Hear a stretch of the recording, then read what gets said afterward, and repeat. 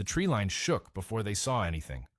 A low, flat chop, not the heavy thudding of a Huey, not the lumbering wash of a CH-47. Something thinner, faster. The sound bounced off the canopy and came from everywhere at once, and the three fighters in the spider hole near Cu Chi pressed themselves deeper into the mud. They'd learned to wait out helicopters. Slicks came in, dropped troops, and left. Gunships made a pass or two and banked away. You counted the seconds, kept your head down, and eventually the sound faded. That arithmetic had kept them alive for years. This sound didn't fade. The document turned up in early 1969, pulled from a dead courier's satchel during a sweep operation southwest of Saigon. Provincial intelligence staff, probably a political officer, had written a tactical advisory for distribution to local force units. The translation, stilted, as these things tend to be, contained a line that stopped American analysts cold. Describing the new American helicopter gunship, the author wrote, "It does not leave, it stays and watches. When you move, it fires again." 7 words in the middle of that passage rewrote everything Americans thought they knew about how the enemy perceived close air support. It does not leave. It wasn't a complaint about firepower or a warning about accuracy. It was a complaint about persistence. The Cobra's sin, in Viet Cong eyes, wasn't that it killed effectively. The VC had dealt with killing machines before. The sin was that it refused to go away. Most of what the Viet Cong wrote about American air power never reaches anyone outside academic circles. These captured documents, thousands of them, boxed up in archives, many still untranslated, contain a ground-level picture of the war that no American memoir can replicate. If that kind of history matters to you, drop a like so the algorithm puts it in front of someone else who cares. Subscribe if you want more of it. And if you've got a family member who flew Cobras or fought under them, leave a comment. Those stories deserve air. Before the Cobra, American helicopter gunships were improvised. Door gunners on transport Hueys. Then the AH-1 Charlie, a Huey crammed with rocket pods and miniguns, which the Army called a gunship the way you'd call a pickup truck an ambulance. It worked, sort of, until something better came along. The AH-1. Charlie carried the same airframe as the Slick it escorted, same speed and profile, same fundamental limitations. It made its gun run, pulled off target, came back around in a wide orbit that gave everyone on the ground 30 to 40 seconds of quiet. 30 seconds is a long time when you're trying to disappear into a tunnel entrance. The AH-1 Cobra changed the math. Bell designed it narrow, 36 inches across the fuselage, roughly the width of a coffin stood on end. It carried a pilot and a gunner in tandem, sat low on its skids, and could loiter over a target area at speeds that let the crew actually see what they were shooting at. The turret-mounted minigun and grenade launcher under the nose tracked independently of the aircraft's heading. The Cobra could orbit a position, nose pointed inward, and keep continuous fire on a space the size of a tennis court for as long as the ammunition held out. For a guerrilla force whose entire tactical doctrine rested on brief, violent contact, followed by rapid disengagement, this created a problem with no obvious solution. You couldn't wait it out. You couldn't outrun it. And the thing had enough ordnance to make multiple passes without resupply. The VC political officer who wrote that advisory understood something that took the Pentagon's own analysts considerably longer to articulate. The Cobra's most dangerous capability had nothing to do with its weapons load or its speed or its armor. It had to do with time.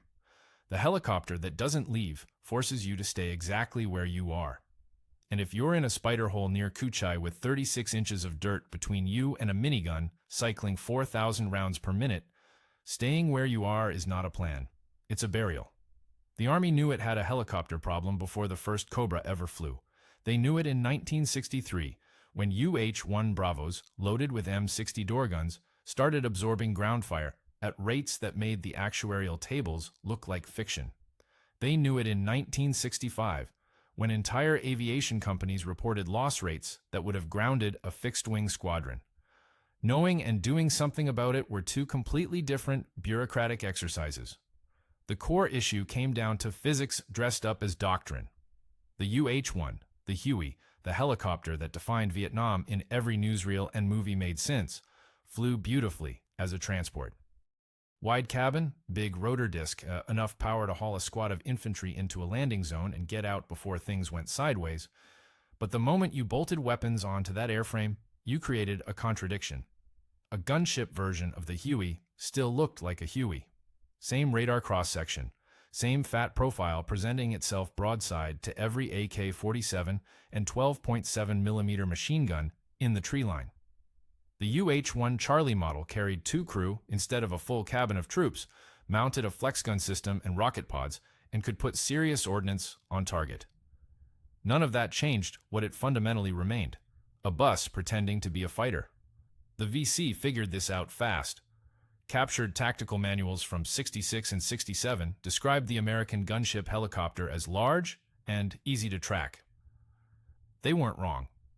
Between 1962 and 1966, the Army lost over 150 helicopters to hostile fire in the Second Corps area alone.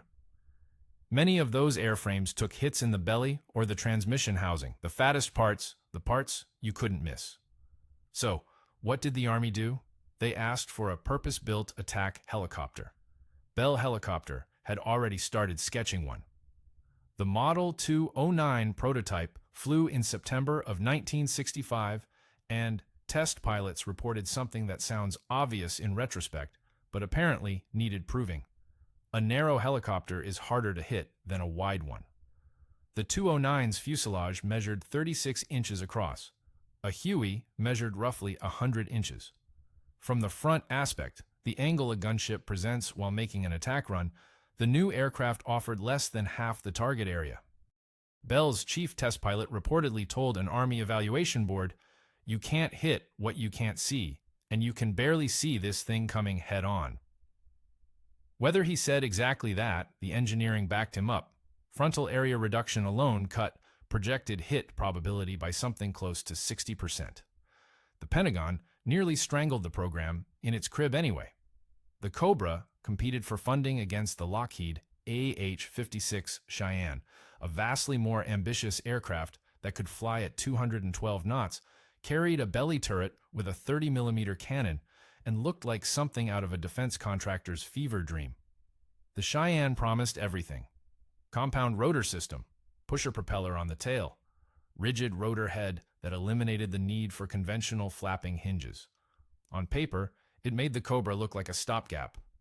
General Hamilton Howze, who chaired the board that essentially created Army aviation as a combat arm, favored the more advanced aircraft. Plenty of senior officers agreed. The Cobra, in their view, solved yesterday's problem. The Cheyenne solved tomorrow's. Tomorrow kept getting delayed. The Cheyenne's rigid rotor produced catastrophic vibration problems during high-speed flight. A prototype crashed in '69, killing the pilot. Lockheed missed deadline after deadline. Costs tripled. The program file from the Army Aviation Systems Command uses the word unacceptable 14 times in a single quarterly review. Their word, not mine. Meanwhile, Cobras arrived in country in September of 1967 with the 11th Armored Cavalry Regiment's air troop. Crews flew combat missions within days of unpacking the aircraft. No extended transition period, no months of doctrinal hand-wringing. The Cobra worked because it solved the immediate, specific, unglamorous problem. Get a narrow, fast, well-armed helicopter over the battlefield and keep it there long enough to matter. The Cheyenne would eventually be canceled in 1972 after consuming over $400 million in development funds. That money bought exactly 0 operational aircraft. The Cobra cost about $210,000 per airframe. Bell delivered over 1,000 of them. Sometimes the less ambitious answer is the one that actually arrives. Lockheed's chief engineer, Irvin Culver, stood in front of an Army review panel in 1967 and described the Cheyenne as the most sophisticated rotorcraft ever attempted. He meant it as a selling point. In hindsight, it reads like a warning label. The AH-56 carried ambitions that bordered on architectural. Its rigid rotor system eliminated the conventional hinges that let rotor blades flap and lead lag during flight. A simplification that promised higher speeds and better maneuverability, but introduced harmonic vibrations nobody at Lockheed fully understood. The pusher propeller mounted on the tail gave the aircraft a theoretical top speed of 212 knots, nearly twice what a Cobra could manage. A belly turret housed a 30mm XM-140 cannon that rotated 360 degrees, letting the gunner engage targets in any direction while the pilot flew a completely different heading. The wing stubs carried enough hardpoints for 76mm rockets, tow missiles, and auxiliary fuel. On paper, the Cheyenne didn't just replace the Huey gunship, it replaced close air support, the Air Force's monopoly on battlefield interdiction, and, if you squinted hard enough, the need for fixed-wing attack aircraft entirely. That last part made the Air Force furious, which is a whole separate story. Anyway, the problem wasn't ambition. The problem was that the rotor kept trying to tear itself apart. During high-speed flight tests at Edwards Air Force Base in '68, the rigid rotor's gyroscopic forces coupled with the pusher propeller's thrust in ways the engineers hadn't modeled. The aircraft pitched violently. Control inputs lagged. Test pilot David Beale described one flight as riding a mechanical bull at 180 knots. On March 12, 1969, a Cheyenne prototype entered an uncontrollable pitch oscillation during a diving run at the Army's Yuma Proving Ground. The rotor struck the canopy. The aircraft disintegrated. Test pilot Harry Anderson died on impact. The crash investigation pointed to a phenomenon called rotor-fuselage coupling. The rigid rotor transmitted vibrations directly into the airframe at frequencies that matched the fuselage's natural resonance. The airframe shook itself to pieces. Lockheed insisted the fix involved stiffening the fuselage and adding dampers. The Army gave them more time, more money. The fixes introduced new problems. A revised rotor head solved the coupling issue but degraded hover performance. The belly turret's rotation mechanism jammed during cold weather testing. The fire control computer, cutting edge for '69, weighed over 200 pounds and crashed more often than the helicopter. One Pentagon procurement official, reviewing the program's status in 1970, offered an assessment that became something of a legend inside Army aviation circles. "We are building the world's finest helicopter for a war that will be over before it flies." Sources conflict on whether this came from a written memo or a hallway conversation later reconstructed from memory. Either way, the arithmetic held. The Cheyenne program consumed $406 million across its lifetime.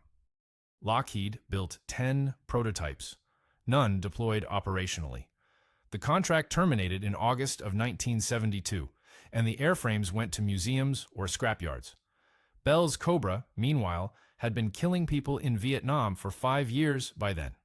It used the engine, transmission, and rotor system from the UH-1. Charlie. Parts that already existed in the supply chain, parts that mechanics in the Mekong Delta could fix with tools they already carried. Bell designed, built, and flew the prototype in 24 months. The engineering philosophy amounted to, take what works, make it narrow, hang weapons off it. I think there's something irreducibly American about that approach. Not the elegance of the Cheyenne, but the pragmatism of a country that needed a gunship last Tuesday and settled for one that actually showed up. The smell hit you first. Hydraulic fluid and avgas and hot plexiglass baking in tropical sun, a greenhouse reek that settled into the back of your throat before you even strapped in. The front seat gunner sat so low his knees nearly touched the chin bubble. The pilot behind him rode 18 inches higher. Looking over the gunner's helmet, both of them sealed into a fuselage barely wider than their shoulders. Veterans describe it differently depending on temperament. Some called it cozy. One crew chief at Vung Tau told an interviewer in 1983, "It felt like sitting inside a coffin that someone decided to throw off a building." At 150 knots in a dive, the canopy panels flexed visibly. You could watch them breathe. The Lycoming T-53 engine screamed directly behind the pilot's head at a pitch that defeated every helmet the Army issued, and the rotor wash created a low-frequency thrumming in the chest cavity that crews reported feeling hours after shutdown. None of this mattered to Bell's engineers, and honestly, none of it should have. The cockpit existed to keep 2 men alive long enough to kill people on the ground. Its dimensions reflected that and nothing else. 36 inches. From the front, a Cobra presented a target roughly one-third the width of a Huey. A VC gunner tracking an inbound helicopter with a 12.7mm DSHK had maybe 4 seconds of usable engagement window during a head-on gun run. The sight picture shrank as the aircraft closed. Counterintuitive, because the helicopter grew larger in every other dimension. But the critical measurement remained the narrow fuselage slicing through the sight reticle. Army Materiel Command ran the numbers at Aberdeen in '68 against a trained gunner firing a crew-served weapon at a helicopter approaching at 120 knots. Hit probability on the Huey airframe averaged around 18% per pass. The Cobra, same conditions, same gunner, same weapon, 6%. Triple the passes for the same statistical chance of a hit. That gap widened at higher approach speeds. At 170 knots, near the Cobra's maximum, the engagement window compressed to under 3 seconds, and hit probability dropped below 4%. The VC adapted.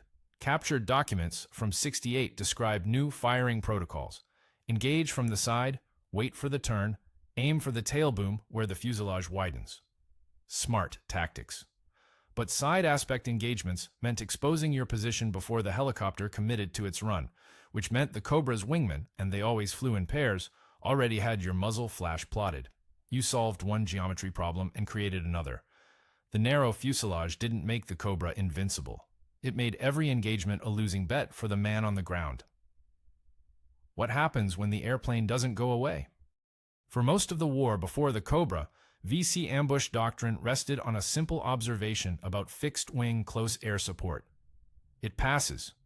An F-100 Super Sabre screaming in at 400 knots delivered its ordnance in a single run, pulled off target, circled wide, reacquired, and came back around. That cycle took between 45 seconds and 2 minutes, depending on altitude, bank angle, and how badly the pilot wanted to live. The VC called this the gap. Captured training documents from the 9th 5C Division, translated at MACV headquarters in '68, instructed squad leaders to count after the first pass, move positions during the turn, redistribute fire teams, drag wounded into secondary holes. A disciplined unit could reposition an entire platoon in 90 seconds. By the time the next bomb hit, nobody occupied the original blast radius. The tactic worked against propeller-driven A-1 Sky Raiders. It worked against jets. It had worked, in various forms, against French aircraft at Dien Bien Phu 14 years earlier. The underlying math hadn't changed. Fast airplanes trade persistence for speed, and the ground belongs to whoever stays on it longest. The Cobra broke that math. A fire team of 2 AH-1 Golfs established an orbit over a contact area at between 800 and 1,500 feet, offset from each other by roughly 180 degrees.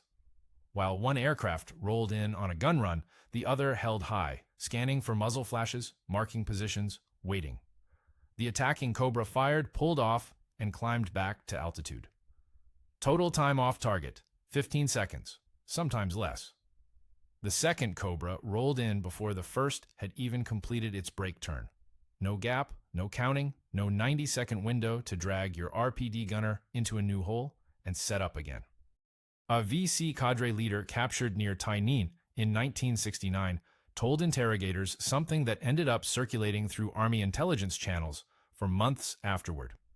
The jets come and go. The Cobra does not leave. It stays and watches and comes back. He described losing 11 men in a single engagement, where 2 Cobras maintained continuous fire for over 20 minutes, rotating gun runs, never allowing his platoon to break contact or withdraw. "We could not move in any direction," he said. The interrogation transcript doesn't record his tone. You can guess. Persistence rewired the kill chain. Traditional close air support required a forward air controller to mark a target, call in strike aircraft from a holding pattern or airfield, wait for arrival, talk the pilot onto the target, and clear hot. That sequence consumed 10 to 20 minutes under ideal conditions. The Cobra cut it to the time between a radio call and the first pair of 7.62mm rounds hitting dirt. Troop commanders in contact carried a direct frequency to their supporting Cobra team. No FAC relay. No waiting for fighters to check in from 30,000 feet. A captain pinned down in a tree line outside Loch Ninh could press his handset and have minigun fire on the enemy position inside 2 minutes. Often faster. The Air Force hated this, incidentally. The Cobra's loiter capability and organic assignment to Army ground units eroded the centralized air support model that Tactical Air Command had spent 20 years building. Turf war doesn't begin to describe it, but the grunt in the tree line didn't care whose budget paid for the helicopter circling overhead. He cared that it stayed, and it stayed. The refusal to leave, just that one characteristic, unraveled an ambush doctrine the Vietnamese had refined across 2 wars and 3 decades of fighting Western armies. The VC had solved the problem of air power. The Cobra made them solve it again, and this time the geometry offered no clean answer.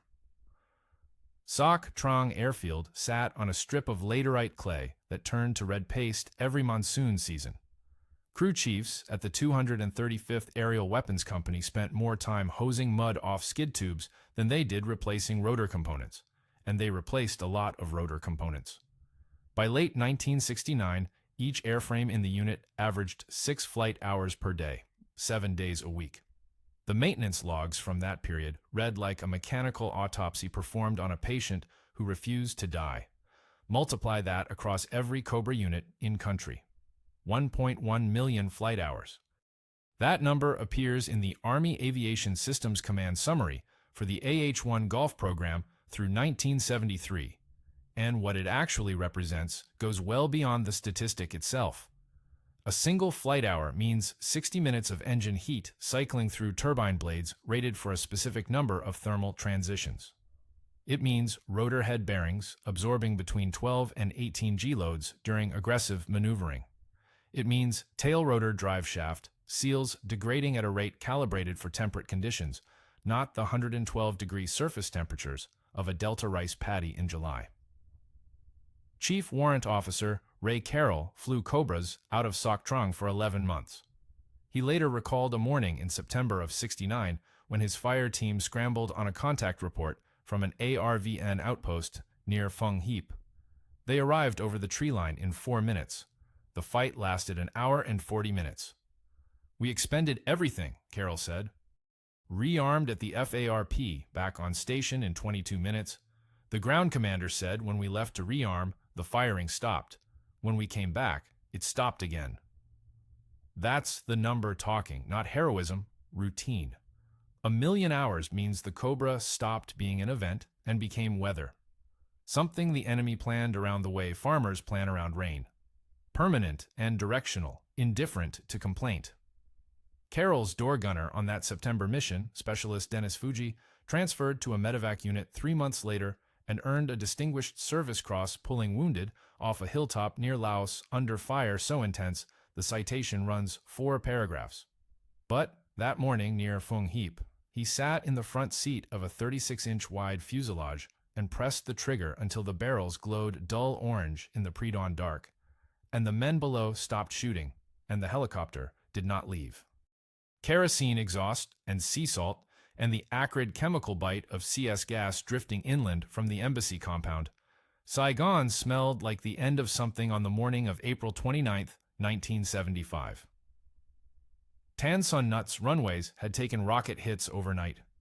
Burning fuel storage tanks pushed columns of black smoke thousands of feet into a sky that should have been blue, but registered only as a sick amber haze filtered through petroleum particulate. Somewhere beneath that haze, 2 AH-1G Cobras from Marine Light Attack Helicopter Squadron. 367 lifted off a flight deck into air so thick with humidity and combustion residue that the engine intake filters would need replacing before the day ended. The pilots didn't know that yet. They had a more immediate problem. North Vietnamese Air Force helicopters, Soviet-built Mi-8s, had entered the airspace around Saigon. Not transports ferrying troops to a distant LZ. Combat aircraft pressing into the same sky the Americans still occupied, flying toward targets that included the very ships the Marine Cobras had just launched from. The war had 72 hours left, maybe less, and the VPAF intended to use them. Sources conflict on exactly how many Mi-8s entered the area that morning. The after-action reports reference at least 2 confirmed, possibly a third. What isn't disputed is what happened next. Captain Mike Shea and First Lieutenant Rod Grubb, flying separate Cobras in the same section, engaged the inbound helicopters with TOW missiles. The TOW system had been designed to kill tanks. Its wire-guided flight profile and shaped charge warhead assumed a stationary or slow-moving armored target on the ground. The entire engineering philosophy behind it did too. Nobody at Hughes Aircraft or Redstone Arsenal had drawn up engagement parameters for one helicopter shooting another helicopter with an anti-tank missile. No manual or doctrine covered it. They fired anyway. The first TOW struck an Mi-8 in a hover. The shaped charge detonated against the fuselage, and the helicopter came apart in a way that defied the neat language of battle damage assessment. The official report describes the target as destroyed, which covers a lot of territory. The second Mi-8 took a TOW moments later under nearly identical conditions. 2 kills. 2 wire-guided anti-tank missiles repurposed in real time against a threat category that didn't exist in any training syllabus the Marine Corps had ever published. These remain, to this day, the first confirmed helicopter versus helicopter kills using guided missiles in the history of aerial warfare. The records from that morning are incomplete in places. Crew assignments get attributed differently depending on which source you trust, and at least one name appears in contradictory roles across multiple accounts. The fog of a collapsing theater of war does that to paperwork. But the kills themselves are confirmed, and the timing carries a weight that no after-action report could capture. The Cobra arrived in Vietnam in 1967 as a stopgap, a backup plan born from the Cheyenne's failure. A narrow fuselage wrapped around an engine and a gun rushed into production because the Army needed something, anything, that could shoot back without exposing a cabin full of infantrymen to ground fire. 8 years later, on the last full day of American combat operations in Vietnam, a Cobra crew looked through their sight system at an enemy aircraft and pressed a trigger that had been designed for an entirely different kind of war. The weapon worked. The helicopter died. The Americans left the next morning. You could frame that as tragedy. The final act of a conflict the United States chose to walk away from. 2 kills scored on a scoreboard that would never matter again, in a sky above a city that would carry a different name within 48 hours. You could frame it as futility. I think it's something else. For 8 years, the AH-1 Cobra did exactly what Bell's engineers promised it would do. It showed up and it stayed. It made the geometry unbearable for anyone on the receiving end. From the first gun runs over jungle canopy in '67 to the last TOW shots over Saigon in '75, the airframe never stopped being what America needed it to be: present, persistent, willing to solve problems. Its designers never anticipated, and too stubborn to ask permission first. The VC wrote about it in captured documents. They built entire doctrinal revisions around surviving it. They never figured it out. On April 29, 1975, a Cobra killed 2 helicopters with anti-tank missiles because the crew decided the situation required it and the machine didn't argue. The war ended the next morning. The Cobra had said the first word and the last. The helicopter that does not leave. That phrase appears in 3 separate captured documents from COSVN, the Central Office for South Vietnam, dated between 1969 and 1971. Different authors, different tactical contexts, but the same 5 words every time. The VC had a lot of names for American hardware. They called the B-52 the Whispering Death. They called the AC-47 the Dragon. They gave the Cobra a description instead of a nickname, which tells you something about how it lived in their operational thinking. You don't name weather, you describe it. Bell's original contract specified the Model 209 as an interim platform.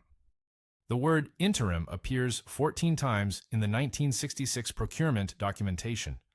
The Army wanted everyone to understand this airframe occupied a temporary slot in the force structure, a placeholder until the Cheyenne matured or something better came along. The Cheyenne died in 1969. Its replacement, the AH-56, never entered production. The next dedicated attack helicopter the Army fielded, the AH-64 Apache, didn't reach operational units until 1986. That's a 19-year gap filled entirely by a helicopter the Army kept calling temporary. The Soviet Union looked at the Cobra and built the Mi-24 Hind, bigger, heavier, designed to carry troops in the back, but unmistakably a response to the same tactical geometry Bell had solved with a 36-inch fuselage. The French built the Gazelle. The South Africans modified the Alouette. Every attack helicopter that followed inherited the Cobra's core argument: narrow profile, tandem seating, integrated weapons, organic to ground forces. Nobody improved on the thesis. They just built louder versions of it. I find it difficult to think of another weapon system in the 20th century that arrived as a consolation prize and ended up defining the category. The SR-71, maybe, but Lockheed intended that one to be extraordinary. Bell intended the Cobra to be adequate. The jungle decided it was something else entirely, and the enemy confirmed it in writing. So, here are the numbers you came for. Over the course of the Vietnam War, AH-1 Cobras flew more than 1.1 million combat hours. They expended approximately 22 million rounds of 7.62 millimeter ammunition, 4.7 million rounds of 20 millimeter cannon, and over 1.2 million rockets of various types. 300 Cobras were lost to all causes: combat damage, mechanical failure, weather, pilot error. Approximately 300 crew members killed in action. The airframe maintained an operational readiness rate above 75% in conditions that destroyed avionics, corroded airframes, and turned turbine blades into scrap metal on a schedule that would have grounded half the aircraft in a European theater. The VC revised their anti-helicopter doctrine 4 times between 1968 and 1972. The revisions acknowledged the Cobra by type designation and proposed specific countermeasures. None of them worked well enough to merit a 5th revision, because by then the Americans had left and the problem solved itself through diplomacy rather than tactics. The last AH-1 Cobra in U.S. Army service retired in 1999. The Marine Corps kept flying upgraded variants until 2020.